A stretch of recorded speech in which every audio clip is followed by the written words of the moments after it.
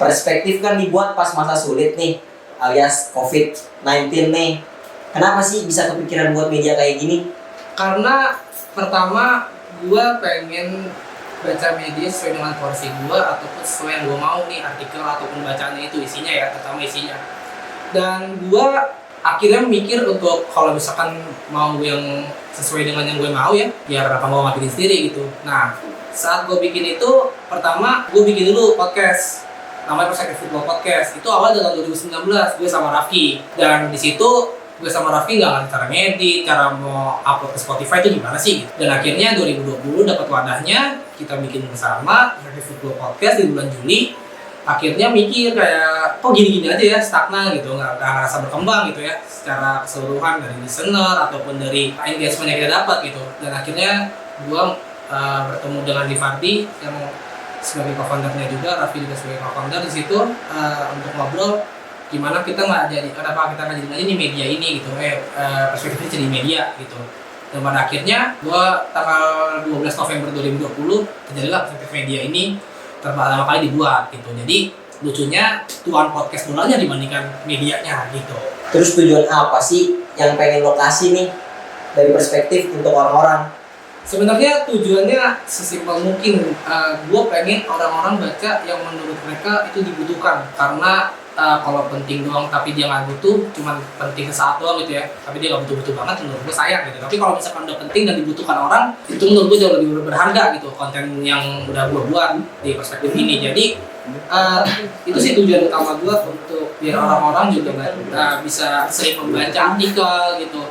Dan banyak media-media yang menurut gue nggak sesuai yang gue mau tadi gue bilang di awal, jadi akhirnya gue buat sendiri dan itu yang gue tularkan kepada audiensnya. Itu sih.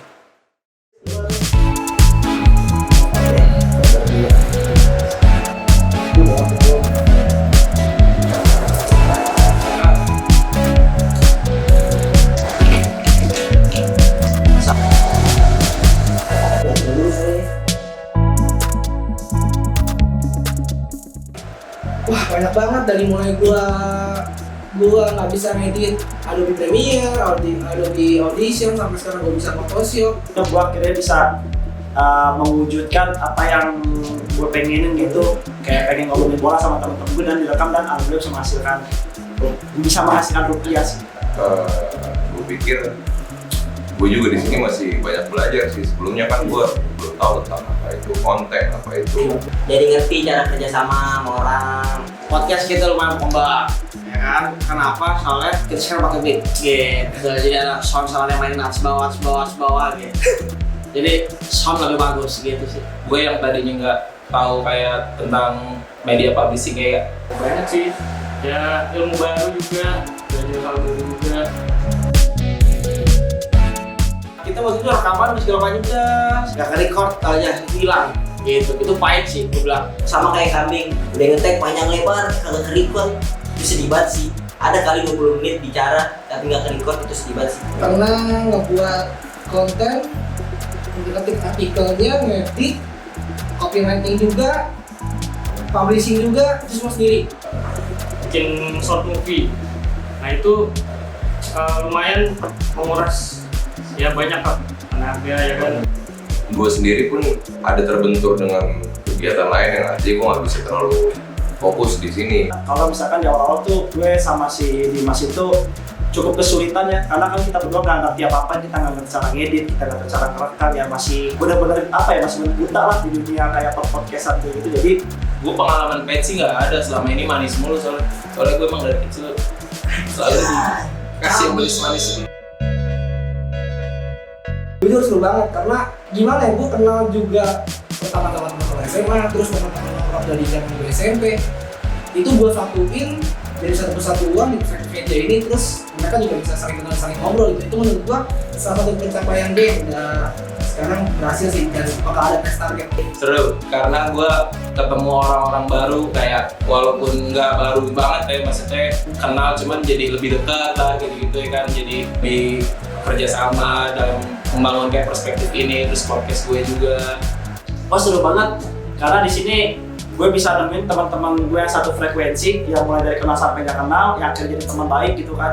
Terus gue juga di sini bisa bertemu sama orang-orang yang punya pikirannya unik-unik gitu, dan akhirnya gue bisa mengenal karakter mereka satu-satu sih. Apa bisa kenal teman baru, bisa kemana-mana gitu kan.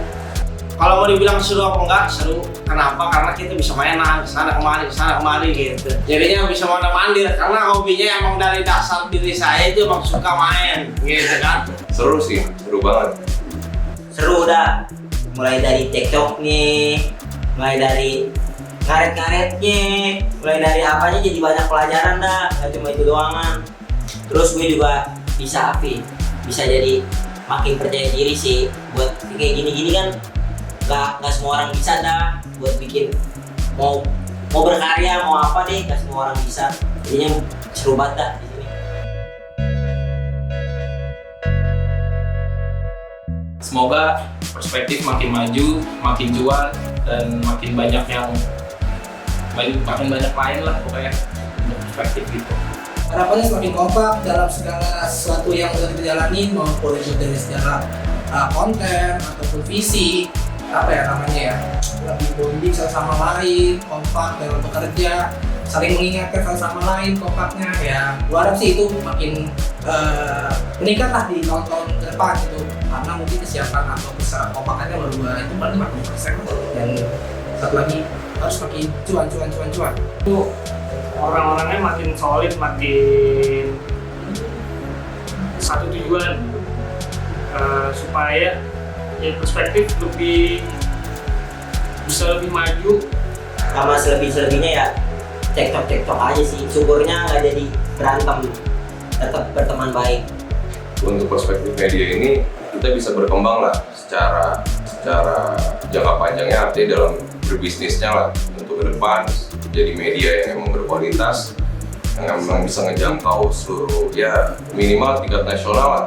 Kita bisa jadi apa ya, jadi media yang bisa disandingkan dengan media-media yang mainstream sekarang ini. Kalau harapan gue semoga kita di tahun-tahun berikutnya masih tetap ada dan makin besar sih, gitu aja sih. Harapan apa sih, bisa lanjut ke visual kayaknya, harusnya sih bisa ke visual gitu, karena lihat tatap muka gitu kan. Sekarang kan apa-apa online tatap muka gitu, jadinya enak bisa menatap gitu. Mototin mau nggak?